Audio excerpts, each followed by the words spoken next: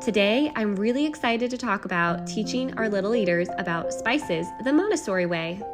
It's a fantastic sensory activity that sparks curiosity and exploration.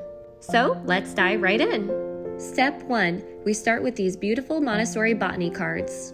They're designed to introduce children to different plants through visual and tactile exploration. Each card has a picture of a plant and their seeds. Now, here comes the fun part. Encourage your little eaters to explore the scents of these spices. Let them take their time to inhale the aroma. It's all about engaging those senses. Step 2. Keep it open-ended. Let your child explore the plants themselves.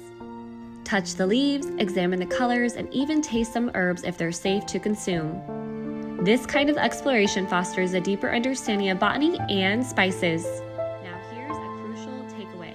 This activity isn't just about plants. It's about sharing knowledge, fostering a love for learning, and connecting with the world around us. Plus, it builds vocabulary and supports early science skills. This activity encourages a lifelong curiosity about nature and the world. Grab these botany cards, embrace the scents, and let your little eaters explore the world of plants with wonder.